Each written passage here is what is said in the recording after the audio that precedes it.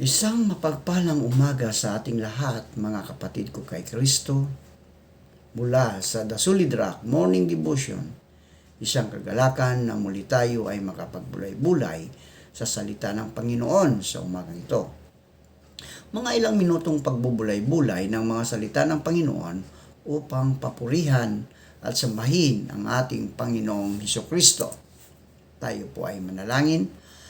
Ama naming Diyos na makapangyarihan sa lahat, marami pong salamat na muli mo kaming iyong ginising sa magandang umagang ito.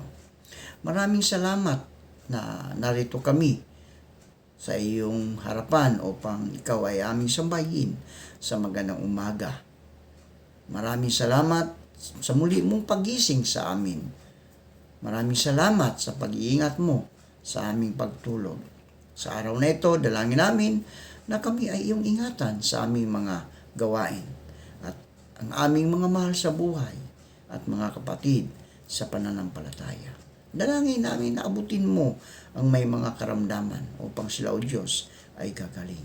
Salamat, Panginoon, sa mga kasagutan sa aming mga panalangin. Amen. Saan ka pupunta kung ikaw ay mamatay? Iyon po ang mga katanungan na ating pong lilinawin ngayong umaga.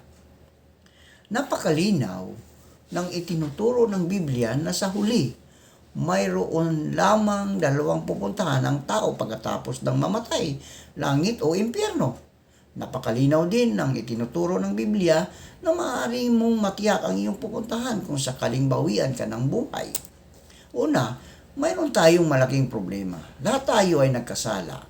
Nakagawa tayong lahat ng mga pagkakamali, gawaing masama at immoral na mga bagay. Ang kasalanan natin ang naghiwalay sa atin sa Diyos. At kung hindi ito masusolusyonan, ang ating kasalanan ay magdadala sa atin sa walang hanggang pagkahiwalay sa Diyos. Ang walang hanggang pagkahiwalay nito ay sa impyerno na inilarawan sa Biblia na apoy na hindi namamatay. Ngayon, ang solusyon, naging tao ang Diyos sa persona ni Hesukristo.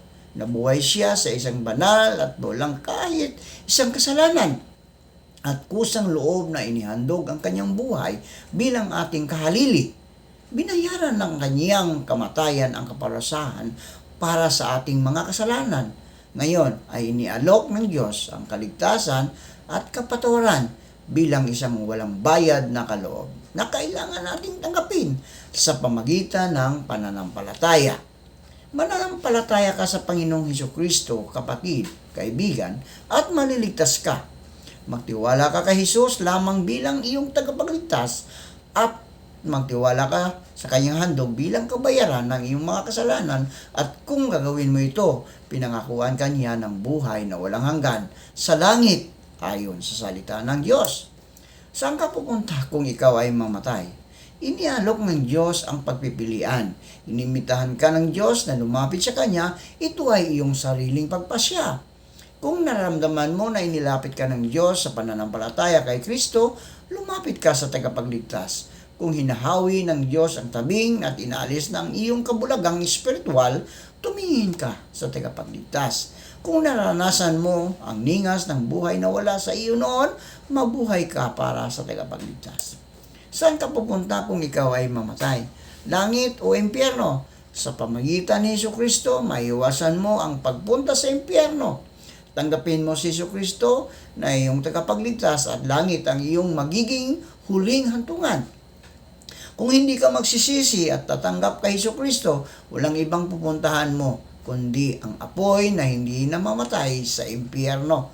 Kung naunawaan mo ngayon ang dalawang posibilidad kung saan ka pupunta, kung sakaling bawian ka ng buhay at nais mo magtiwala kay Hesukristo bilang iyong tagapagligtas, tiyakin mo na iyong naunawaan at paniniwalaan ang mga nakasulat dito at bilang tanda ng iyong pananampalataya, sabihin mo sa Diyos ang sumusunod: O Diyos, nalalaman ko na ako ay isang makasalanan at alam ko na dahil sa aking mga kasalanan, nararapat lamang na ako ay mahiwalay sa iyo ng walang hanggan.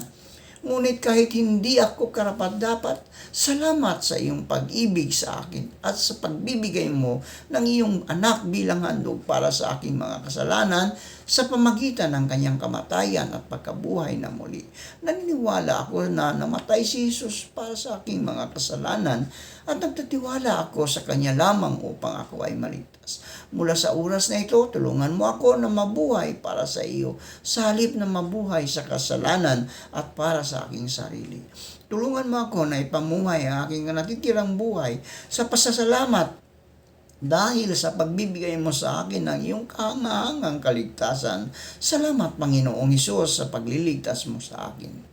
Tandaan mo, kapatid, hindi sa panalangin ito ang makapagliligtas sa iyo. Tanging ang Diyos lamang ang makapagliligtas sa iyo sa pamagitan ng iyong banal ng banal na Espiritu. Dahil sa iyong mga narinig, ikaw ba ay nagsisisi na sa iyong mga kasalanan at nagdesisyon ka na ilagak ang iyong pananampalataya kay Kristo? Kung ilagak mo ang buhay mo sa Panginoon, sumunod ka sa panalangin. Panginoon, inaamin kong ako'y makasalanan at kailangan ko po ang iyong pagpapatawad. Naniniwala ko na si Kristo'y namatay para sa akin bilang kabayaran sa aking kasalanan. Nakahanda po akong tumalikod sa aking mga kasalanan sa pangalan ni Hesus Kristo na aming Diyos at tagapagligtas. Amen at amen.